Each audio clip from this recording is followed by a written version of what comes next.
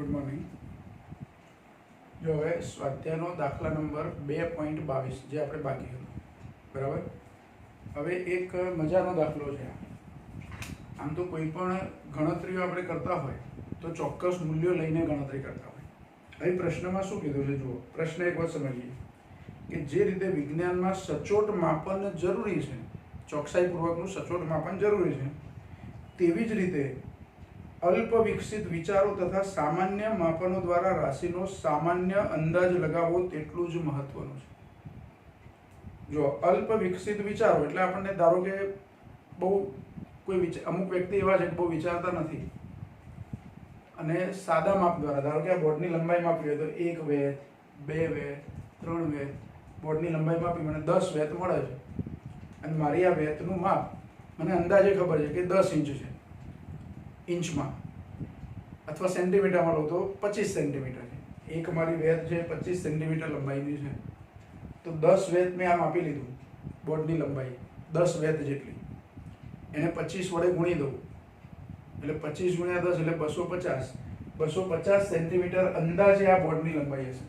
पण मने मारी वेतनुं एक्जेक्ट माप खबर नथी, अंदाजित मैं 25 सेंटीमीटर कही दीधुं। कदाच 24 पण होई शके, 24 અને 25 ની વચ્ચેનું પણ હોઈ શકે, 25 કરતાં થોડું વધારે પણ હોઈ શકે, પણ અંદાજ તો આવી ગયો ને મને। બોર્ડની લંબાઈનો અંદાજ આવી ગયો કે લગભગ 250 સેન્ટીમીટર જેટલી બોર્ડની લંબાઈ હશે। મારી જોડે બીજા કોઈ સાધનો નથી માપ લેવાના અને મને એવું કહી દીધું કે આ બોર્ડની અંદાજિત લંબાઈ તમે કહો તો મેં વેતો આમ વેત ભરીને માપી લીધું અને કદાચ એ વેત માપવામાં પણ મારી થોડી ભૂલ હોય, 10 करता थोड़ું વધારે કે થોડું ઓછું હોય, પણ મેં આશરે 10 વેત કહી દીધું અને એક વેત આશરે 25 સેન્ટીમીટરની છે તો એની પરથી મને બોર્ડની લંબાઈનો અંદાજ આવી ગયો। ભલે 100% સાચું નથી પણ અંદાજ તો આપણે લગાવ્યો। ઘણી બધી જગ્યાએ આપણે અંદાજ લગાવતા હોય છે અને અંદાજ લગાવીને આપણું કામ પૂરું કરીએ છીએ, ત્યાં એક્ઝેક્ટ માપ લેવા આપણે બેસતા નથી। સમજો કે અનાજ દળવાની ઘંટી છે, એની અંદર મારે 5 કિલો અનાજ દળાવવાનું છે પણ મારી જોડે ત્રાજવા નથી તો મને અંદાજ આવે કે આપણા ઘરમાં કોઈ એવું વાસણ છે કે જેની અંદર એક વાડકો ઘઉં લઉં ધારો કે તો એમાં 700 ગ્રામ ઘઉં હશે કે 750 ગ્રામ ઘઉં હશે, 1 કિલો કરતાં થોડાક ઓછા, તો 750 હોય તો 10 વાટકા લઉં તો 7.5 કિલો થઈ જાય। કેટલું થઈ જાય? 7.5 કિલો। એમાં 2 કે 3 વાટકા, 2 વાટકા ઓછા લઈ લો કે 3 વાટકા ઓછા લો એટલે 5 કિલોનો અંદાજ મને આવી જાય। એક્ઝેક્ટ 5 કિલો નહીં હોય, આ ધ્યાન રાખો, પણ આપણા અનુમાન પરથી આવો અંદાજ લગાવ્યો જે લગભગ સાચા મૂલ્યની નજીક હોય પણ એક્ઝેક્ટ સાચું મૂલ્ય ના પણ હોય, કોઈક વખતે સાચું મૂલ્ય મળી પણ જાય। તો અંદાજિત અવલોકન લેવાનું આપણે એવું લઈએ છીએ ઘણી વખતે, એ પણ એટલું મહત્વનું છે। તો નીચે આપેલા અનુમાન લગાવી શકાય તે માટેના ઉપાયો વિચારો। હવે જુઓ અહીંયા પ્રશ્નો શું આપ્યા છે કે વર્ષા ઋતુના સમયમાં ભારત ઉપર છવાયેલ વરસાદી વાદળોનું કુલ દ્રવ્યમાન। ચોમાસાની સિઝનમાં વરસાદ પડે છે, આખા ભારતની અંદર જેટલો વરસાદ પડ્યો એટલે કે જેટલા વાદળો વરસ્યા એ પાણીનું દળ કેટલું હશે? પાણી ક્યાંથી આવ્યું? વાદળમાંથી, એટલે વાદળોનું દળ।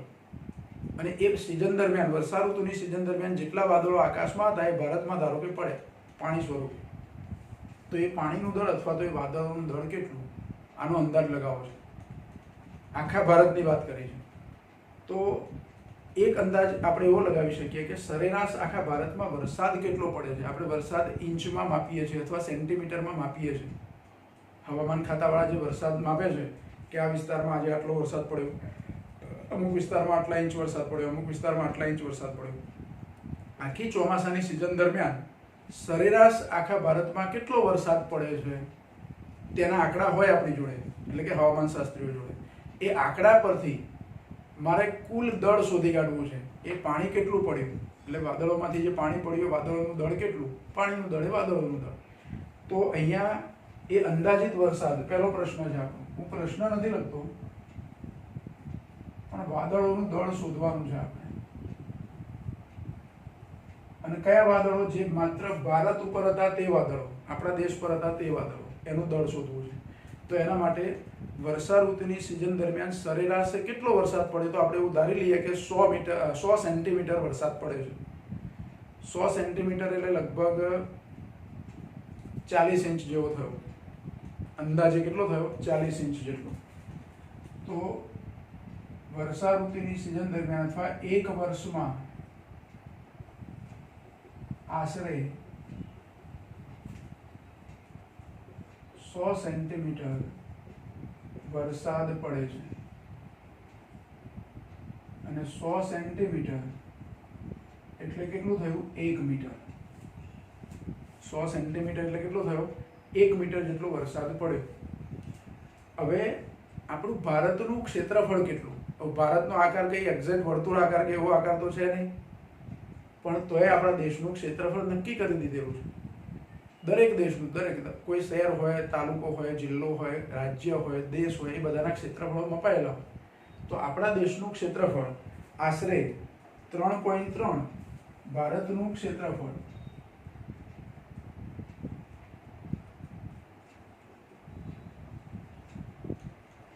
લગભગ 3 ગુણ્યા 10⁶ કિલોમીટર સ્ક્વેર જેટલું છે. આને મારે મીટર સ્ક્વેરમાં ફેરવવાનું, અને ક્ષેત્રફળને એ વડે આપણે દર્શાવીએ. અને આ જે વરસાદ પડે છે એને ડી લઈએ, એટલે ડી બરાબર 100 સેન્ટીમીટર એટલે 1 મીટર. ક્ષેત્રફળ 3 ગુણ્યા 10⁶, તો કિલોમીટરના મીટર બનાવીએ તો 10⁻3, પણ અહીંયા વર્ગ છે એટલે 6 થઈ જાય. એટલે જવાબ શું થાય? અને અહીંયા 3.3 એવું આપ્યું છે, કદાચ 3.3 એવું લઈશું આપણે. 3.3 ગુણ્યા 10⁻12 મીટર સ્ક્વેર. હવે જો ક્ષેત્રફળ મળ્યું અને આ ઊંચાઈ મળી. વરસાદ પડ્યો એટલે આ 100 સેન્ટીમીટરનો મતલબ શું? કે કોઈ પાત્રમાં વરસાદ પડે છે, એ પાત્ર આપણે રાખ્યું છે, તેમાં 100 સેન્ટીમીટર ઊંચાઈ જેટલું પાણી એમાં ભરાઈ ગયું. વરસાદ માપવાનું પાત્ર છે એટલે એ ઊંચાઈ થઈ. તો ઊંચાઈ અને આ ક્ષેત્રફળ એનો ગુણાકાર કરીએ એટલે જે વરસાદ પડ્યો, મતલબ કે જે પાણી પડ્યું એનું કદ મળે, એટલે કે વાદળોનું કદ મળે. વરસાદી વાદળોનું શું મળે આપણને? કદ. એટલે અહીંયા વરસાદી વાદળોનું કદ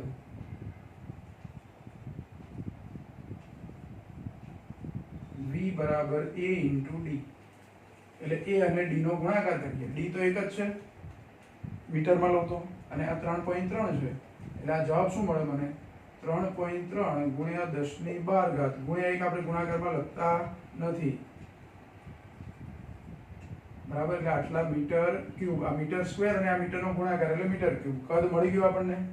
હવે દળ શોધવું હોય તો ઘનતા ગુણ્યા કદ, અને પાણીની ઘનતા કેટલી લેવાની? તો 1 લેવાની, અને MKS માં લઈએ છીએ આપણે, એટલે 1 ગુણ્યા 10⁻3.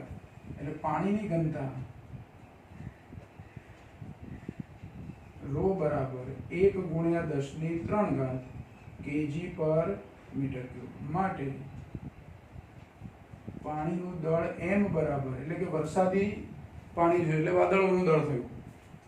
પાણીનું દળ, અથવા બીજી રીતે કહું તો વાદળોનું દળ, M બરાબર ઘનતા ગુણ્યા કદ, એટલે કે 1 ગુણ્યા 10⁻3 ગુણ્યા કદ કેટલું? 3.3 ગુણ્યા 10⁻12, એટલે 3.3 ગુણ્યા 10⁻12 ને 3 15 આટલા કિલોગ્રામ.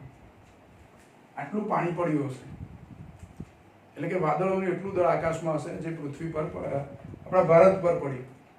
બીજા દેશોમાં પડેલા વરસાદની આમાં આપણે ગણતરી કરી નથી, એટલે એના દળને ધ્યાનમાં લીધું નથી. માત્ર ભારતની અંદર વર્ષા ઋતુની સિઝનમાં જેટલું પાણી પડ્યું જે વાદળોમાંથી, તે વાદળોનું શું થયું? આ દળ થયું.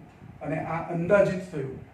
આપણે શું ધારણા કરી કે વરસાદ આટલો પડે તો સરેરાશ વરસાદ આખા દેશનો 100 સેન્ટીમીટર એટલે કે 1 મીટર જેટલો થાય તો દળ આટલું હોય. પણ જો વરસાદમાં વધઘટ થાય તો આ દળમાં પણ શું થાય?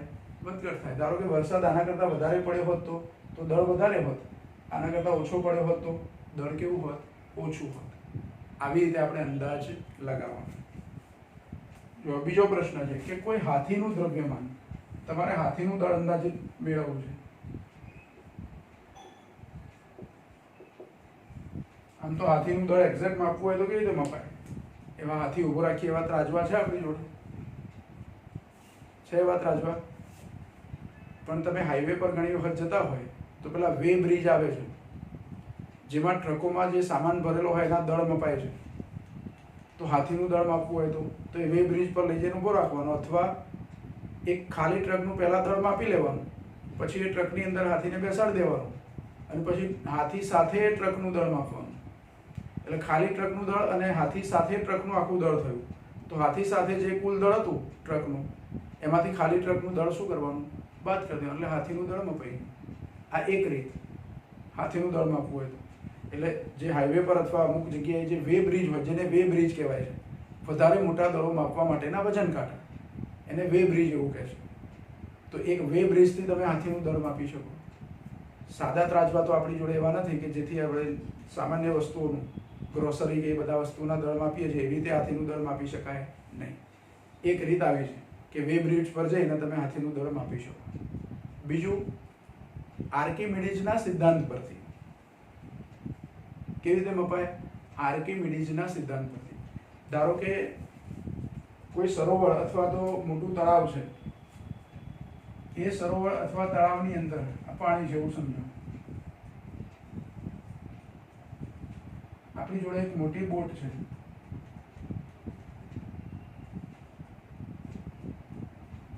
અને બોટ જ્યારે પાણીમાં હોય ત્યારે બોટનો અમુક ભાગ પાણીમાં શું થાય?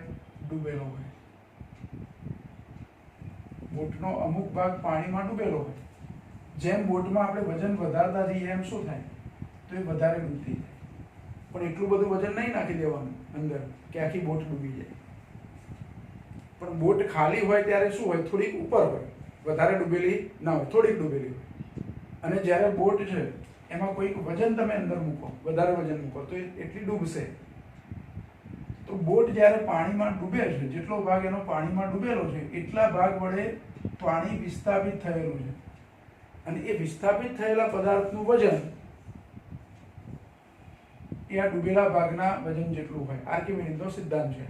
વિસ્થાપિત થયેલા પ્રવાહીનું વજન એ બોટના કુલ વજન જેટલું હોય. હવે ધારો કે આ બોટ છે, એનું તળિયાનું ક્ષેત્રફળ, એનું તળિયું જે હશે એનું ક્ષેત્રફળ, ધારો કે બોટના તળિયાનું ક્ષેત્રફળ એ જેટલું છે, તથા ખાલી બોટ જ્યારે પાણીમાં હોય ત્યારે તેનો d1 જેટલો ભાગ, d1 જેટલી ઊંચાઈનો ભાગ ડૂબેલો છે. તો ડૂબેલા ભાગનું કદ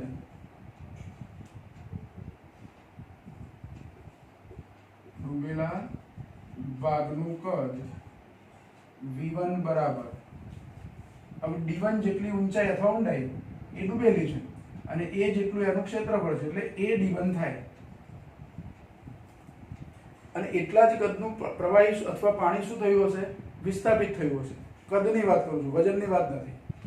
આ કદની વાત છે, બરાબર. ડૂબેલા ભાગનું કદ એટલે કેવી? ખાલી હોય ત્યારે, ખાલી બોટ હોય ત્યારે. હવે બોટમાં શું કરવાનું? હાથી બેસાડી દેવાનું, અને પછી જોવાનું કે કેટલો ભાગ ડૂબેલો છે. તો બોટમાં હાથીને બેસાડ્યા પછી બોટનો d2 જેટલો ભાગ ડૂબેલો હોય તો ડૂબેલા ભાગનું કદ v2 બરાબર a d2 માટે જો v1 જેટલો ભાગ જે ડૂબેલો, v1 જેટલું કદ જે મળ્યું એ ખાલી બોટ હતી એ વખતે કદ મળ્યું, ડૂબેલા ભાગનું કદ. ડૂબેલા ભાગનું કદ અહીંયા v2 મળ્યું ક્યારે? હાથીને બેસાડ્યા પછી મળ્યું આપણને. તો આની પરથી હવે કદનો તફાવત લઈ શકાય, અને એ કદનો જે તફાવત મળે એને ઘનતા વડે ગુણી દેવામાં આવે. શાના વડે ગુણી દેવામાં આવે? ઘનતા વડે. એટલે અહીંયા આપણે ધારી લઈએ, ધારો કે હાથીની ઘનતા અથવા તો પાણીની ઘનતા લઈએ, કદ પાણીનું મળે. ધારો કે પાણીની ઘનતા ρ છે, માટે વિસ્થાપિત થયેલા પાણીનું દળ બરાબર હાથીનું દળ. જેટલું પાણી વિસ્થાપિત થયું હશે એનું દળ જેટલું હશે એટલું હાથીનું દળ લઈશું. અને હાથીનું દળ એટલે ઘનતા ગુણ્યા કદ એટલે રો કૌંસમાં AD2 minus AD1 V2 minus V1 એટલે AD2 માઇનસ AD1 એટલે રો A કૌંસમાં D2 માઇનસ D1 આટલું આપણને જવાબ મળે. જો હવે આ કેવી રીતે, તો પાણીની ઘનતા તો આપણને ખબર હોય, બોટ છે એના તળિયાનું ક્ષેત્રફળ આપણે માપી લઈએ. ખાલી હોય બોટ એ વખતે કેટલી ડૂબે છે અને હાથી બેસાડ્યા પછી કેટલી ડૂબે છે એ બેનો તફાવત પણ માપી લઈએ. એટલે હાથીનું દળ અહીંથી તમે ગણી શકો. આ અંદાજિત દળ થયું. આમ તો આર્કિમીડના સિદ્ધાંતો પરફેક્ટ તમે ઉપયોગ કરો તો એક્ઝેક્ટ દળ પણ શું થાય, મળે. પણ આપણે અંદાજ એવી રીતે લગાવ્યો. પછી ત્રીજો પ્રશ્ન છે, કોઈ આંધી દરમિયાન પવનની ઝડપ કેટલી હશે?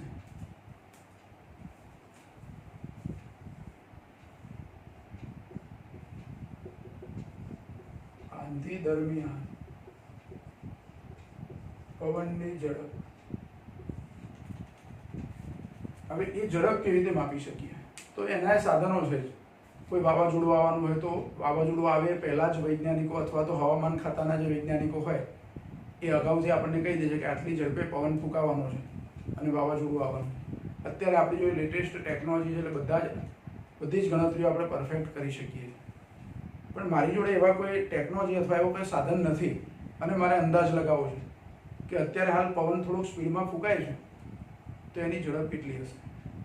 પવનની ઝડપ કોઈ એક દિશામાં પવન ફૂંકાય છે તો એક હવા ભરેલો ફુગ્ગો, આપણે એક હવા ભરેલો ફુગ્ગો લેવાનો. જ્યારે પવન નથી એ વખતે ફુગ્ગો ધારો કે કોઈ એક જગ્યાએ સ્થિર, હવા ભરેલો એટલે થોડો ગેસ ભરેલો હોય એવો છે, બહુ ઉપર ના જતો રહેવો, પણ અમુક ઊંચાઈએ જઈને સ્થિર થઈ ગયો. ધારો કે એ ફુગ્ગો છે એ આપણે અહીંયા ઊભા છે કોઈ એક જગ્યાએ, જમીન પર આપણે અહીંયા ઊભા છે એ બિંદુએ, આપણાથી બરાબર ઉપર તરફ અહીંયા એકદમ સીધી લાઈનમાં આ સ્ટ્રેટ લાઈન લેવાની. અહીંયા એક ફુગ્ગો છે જેમાં હવા ભરેલી છે પણ સ્થિર છે. બી બિંદુ પાસે ફુગ્ગો કેવો છે, સ્થિર છે. મેં અહીંથી નીચેથી એ ફુગ્ગો છોડી દીધો, સીધો જ ઉપર ગયો એકદમ શિરોલંબ દિશામાં અને એક જગ્યાએ જઈને સ્થિર થઈ ગયો. ફુગ્ગો સ્થિર થઈ ગયો.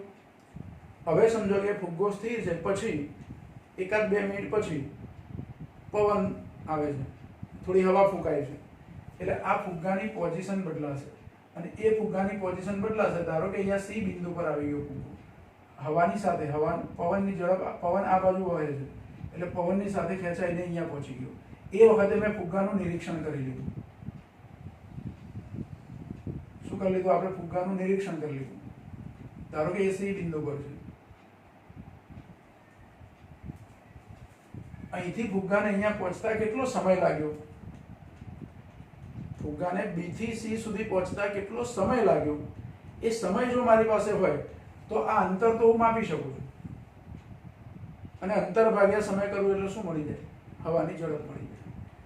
ધારો કે આ એ અને સી બિંદુને મેં જોડી દીધા, અહીંયા ખૂણો બને છે થીટા, બીસી અંતર ધારો કે એક્સ છે અને આ ઊંચાઈ, એ ઊંચાઈ ધારો કે વાય છે. તો અહીંથી હું ટેન થીટા, ઊંચાઈ વાય ને બદલે આપણે એચ લઈએ, ટેન થીટા લઉં ધારો કે આકૃતિ પરથી,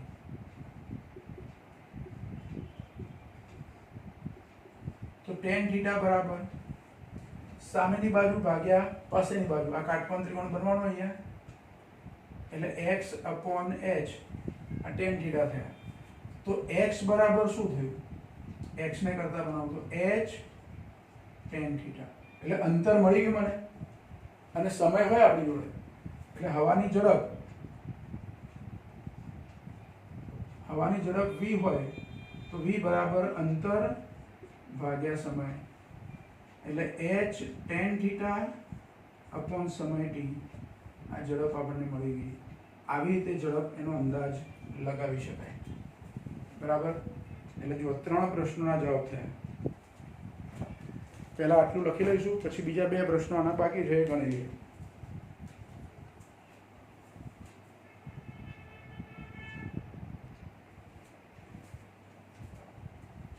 જો 2.22 3 પ્રશ્નો આપણે ગણ્યા. ચોથો પ્રશ્ન છે, તમારા માથાના વાળની સંખ્યા કેટલી હશે? આપણે માથાના વાળ ગણવા છે.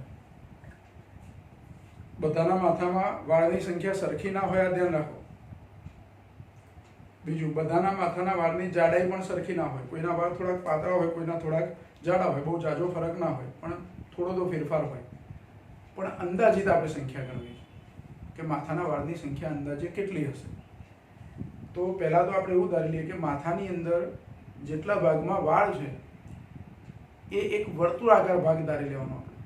આમ તો વક્ર છે, પણ ધારો કે સીધી સપાટી પર હોય તો ધારો કે એક વર્તુળાકાર ભાગ છે અને એ વર્તુળની ત્રિજ્યા કેટલી છે એનો અંદાજ લગાવવાનો. ધારો કે કોઈના માથામાં 8 સેન્ટીમીટર ત્રિજ્યાના વિસ્તારમાં વાળ છે. કોઈના માથામાં વાળ ના પણ હોય, પણ આપણે અહીંયા નોર્મલ એક સામાન્ય વ્યક્તિની વાત કરીએ છીએ. તો જેટલા વિસ્તારમાં વાળ છે તે વિસ્તાર, જેને વર્તુળાકાર ધારું છું, એ વર્તુળાકાર વિસ્તારની ત્રિજ્યા. ચોથો પ્રશ્ન છે આપણો, માથામાં જેટલા વિસ્તારમાં વાળ છે તેટલા વર્તુળાકાર વિસ્તારની ત્રિજ્યા ધારો કે 8 સેન્ટીમીટર છે. એટલે હું r બરાબર 8 સેન્ટીમીટર લઈ શકું, જેને મીટરમાં લખું એટલે 8 ગુણ્યા 10⁻2 ઘાત મીટર. જો દરેક વ્યક્તિના માથાની અંદર સરખા વિસ્તારમાં વાળ હોવા જરૂરી નથી. કોઈના માથામાં 8 સેન્ટીમીટર ત્રિજ્યાના વિસ્તારમાં વાળ હોય તો કોઈના માથામાં 7 સેન્ટીમીટર ત્રિજ્યા અથવા એના વચ્ચેનું અથવા એના કરતાં ઓછું, એના કરતાં વધારે, ગમે તે હોઈ શકે. પણ આપણે એક સામાન્ય માણસના માથાના વાળની આપણે ગણતરી કરીએ છીએ કે જેના માથાના 8 સેન્ટીમીટર ત્રિજ્યાના વિસ્તારમાં વાળ છે. એક વાળની અંદાજિત જાડાઈ, એક વાળની અંદાજિત જાડાઈ d બરાબર, ધારો કે જાડાઈ d લઉં છું તો d બરાબર 10 ગુણ્યા 10⁻5 ઘાત સેન્ટીમીટર, એટલે કે 10⁻4 ઘાત સેન્ટીમીટર, અને મીટર કરું તો 10⁻6 ઘાત મીટર. આપણા માથાના વાળની જે જાડાઈ જે છે એ માઇક્રોમીટરના ક્રમની હોય. માઇક્રો એટલે 10⁻6, 10 થી 100 માઇક્રોમીટર સુધી હોય. આપણા માથાના વાળની જાડાઈ કેટલી હોય? પાતળા હોય તો 10, થોડાક જાડા હોય તો એમ કરતાં કરતાં 100 સુધી, અને ગુણ્યા 10⁻6 ઘાત, એટલા મીટર જેટલી હોય. પણ અંદાજે આપણે અહીંયા 10⁻6 ઘાત મીટર લઈએ છીએ. તો વાળની સંખ્યા હવે કેવી રીતે ગણવાની? તો એક વાળની જાડાઈ છે, સમજો કે આ વર્તુળાકાર વિસ્તાર છે, એમાં અહીંયા એક વાળ, બીજો વાળ, ત્રીજો, બધા પાસે છે. આ વાળ બધા આવી રીતે. તો આખા વર્તુળની અંદર બધા વાળ જે છે એની જાડાઈ લઉં એટલે આ વર્તુળના ક્ષેત્રફળ જેટલી થાય. ત્રિજ્યા જેટલી નહીં, ક્ષેત્રફળ જેટલી. તો ક્ષેત્રફળને એક વાળની જાડાઈ વડે ભાગી દઉં તો મને વાળની સંખ્યા મળે. એટલે માથામાં વાળની સંખ્યા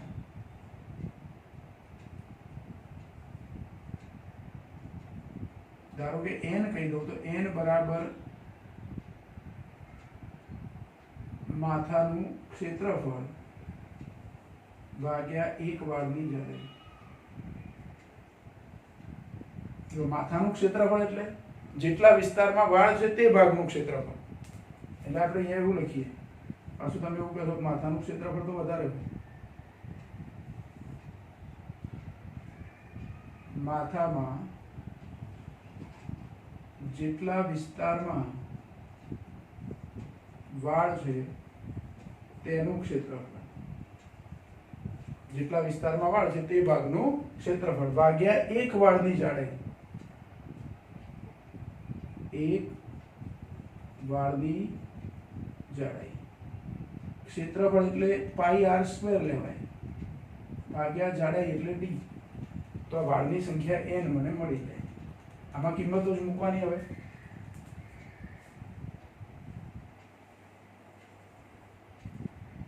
n બરાબર 3.14 એ એટલે અરે પાઈ એટલે r સ્ક્વેર, r એટલે 8 નો વર્ગ 64 ગુણ્યા 10 ની -4 ઘાત વર્ગ કરીએ એટલે ભાગ્યા 10 ની -6 ઘાત. તો 3.14 ગુણ્યા 64 કરવાના આપણે.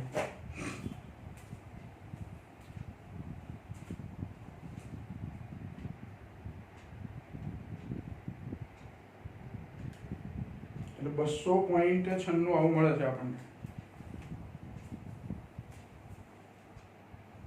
200.96 ગુણ્યા 10 ની ઘાત, તો આ 6 ઘાત ઉપર જાય એટલે પ્લસ થાય, 4 માંથી બાદ થાય એટલે 10 ની 2 ઘાત, એટલે 2.0096 લખવું તો 10 ની 4 ઘાત.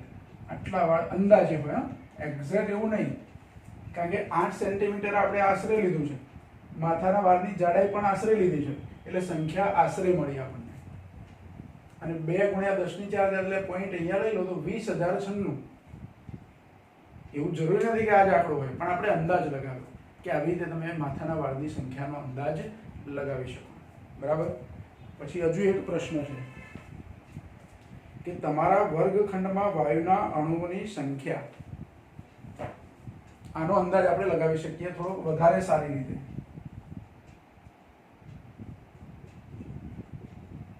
વર્ગખંડમાં વાયુના અણુઓની સંખ્યા. જો એ સંખ્યા માપવી, ધારો કે આ રૂમમાં જે રૂમની અંદર આપણે ભણીએ છીએ એ રૂમની તમારે લંબાઈ માપી લેવાની, પહોળાઈ માપી લેવાની અને ઊંચાઈ માપી લેવાની. ધારો કે જે રૂમમાં તમે બેઠા છો એની લંબાઈ 10 મીટર છે, પહોળાઈ 10 મીટર છે અને ઊંચાઈ 5 મીટર છે. એટલે કે વર્ગખંડની જે બાજુઓના માપ છે, વર્ગખંડના પરિમાણ 10 મીટર ગુણ્યા 10 મીટર ગુણ્યા 5 મીટર. પરિમાણ એટલે આ લંબાઈ, પહોળાઈ અને ઊંચાઈ. લંબાઈ, પહોળાઈ, ઊંચાઈ. એટલે વર્ગખંડનું કદ જે થાય તો LBH 10 ગુણ્યા 10 ગુણ્યા 5 એટલે 100 અને 5 500 મીટર ક્યુબ. આ વર્ગખંડનું કદ મળી ગયું આપણને. રૂમનું કદ મળ્યું. તમે લંબાઈ માપી લીધી, પહોળાઈ માપી લીધી, ઊંચાઈ માપી લીધી, એટલે રૂમનું કદ મળી ગયું. હવે આ રૂમની અંદર ધારો કે એક વાતાવરણ દબાણે અને સામાન્ય તાપમાન એટલે કે STPA, પ્રમાણભૂત તાપમાન. STPA તો STPA પ્રમાણભૂત તાપમાન અને દબાણે આ રૂમની અંદર જે વાયુ ભર્યો છે એમાં 1 મોલ વાયુનું કદ 22.4 લીટર થાય. બરાબર. અને એ 22.4 લીટર જેટલા કદમાં 1 મોલ એટલે એવોગેડ્રો નંબર જેટલા અણુઓની સંખ્યા હોય. એટલે STPA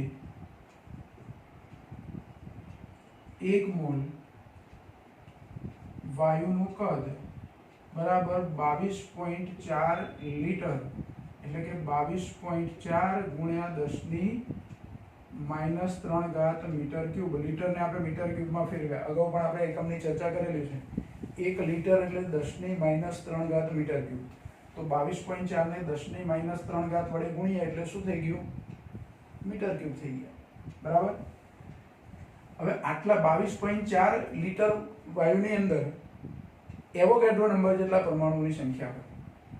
એટલે આવું કહી શકું કે 22.4 ગુણ્યા 10 ની -3 ઘાત મીટર ક્યુબ કદમાં અણુઓની સંખ્યા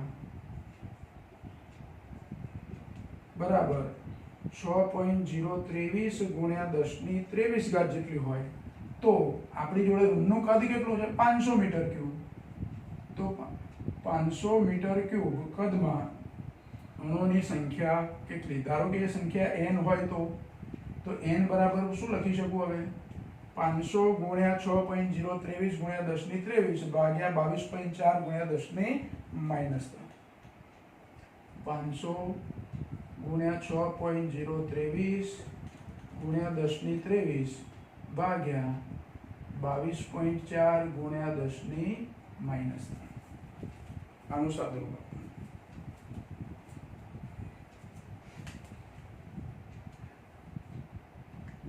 500 ગુણ્યા 6.023 અને ભાગ્યા 22.4